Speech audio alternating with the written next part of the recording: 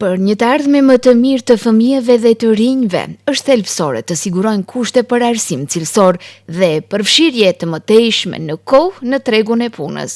Kjo ndër të tjera u theksua në konferencën lokale të mbajtur në Gostivar, të titulluar Komuna kushtuar fëmijëve. Në këtë event morën pjesë përfaqësues të veçqeverisjes lokale, shkolla, organizata jo qeveritare, të rinj dhe fëmijë, ndërsa u organizuan nga Ambasada e parë e fëmijëve në botë me Gjashi.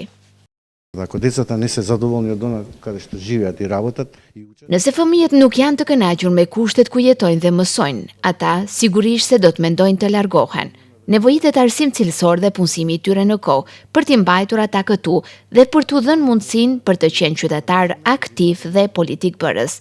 Pra, arsimimi nga familje e hershme, mos lejmë të ketë edhe lista të pritjes në përkopshte, certifikatat e lindjes për çdo fëmijë, përfshirje të gjithë fëmijëve në arsimin e detyrueshëm, ndërprerje e martesave të miturve, mundësia e arsimimit të mesëm të detyrueshëm dhe arsimimin në funksion të punësimit të tyre në kohë për të shfrytzuar maksimalisht aftësitë dhe kapacitetet e tyre. Gjithçka duhet bërë që të rinjt jo vetëm të qëndrojnë këtu, por edhe të dëgjohet zëri i tyre. Ata dinë shumë, ata thjesht kanë nevojë për një hapësirë të sigurt, një mundësi për të dalë në plan të parë dhe për të rritur në një shoqëri që ushqen jo vetëm të drejtën e fëmijës për arsim, por edhe mundësinë për të qenë qytetar aktiv, theksoi Dragis Mianaz, kryetar dhe themelues i Megjashit.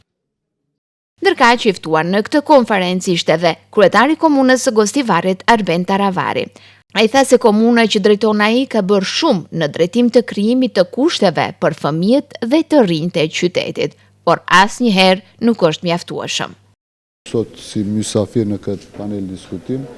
dua t'i tregoj gjërat të cilat i ka bërë komuna e Gostivarit në këto 6 vjet e gjysmë,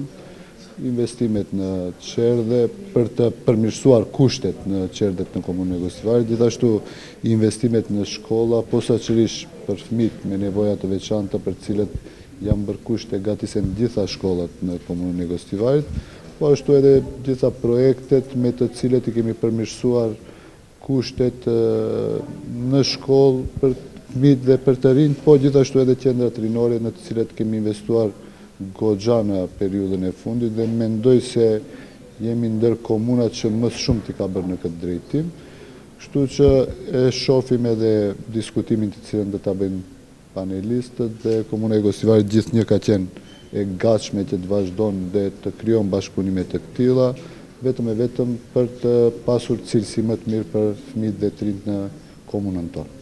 Në këtë konferencë u diskutuan tema që prekin fëmijët dhe të rinjt si dhuna e bashkëmoshatarëve, të drejtat e fëmijëve me nevoja të veçanta, zgjidhja e problemit të qenëve ndacak, si dhe rëndësia e bashkëpunimit mes shkollës dhe familjes. Gjithashtu, grupet e nxënësve, përmes vizatimeve, përshkruan se si e shohin të ardhmen në Gostivar dhe çfarë ndryshimesh do të donin të bënin. Ata i dorëzuan vizatimet kryetarit të komunës me përgjegjësinë që vizionet dhe dëshirat e tyre të jenë prioritet në aktivitetet e ardhshme të komunës.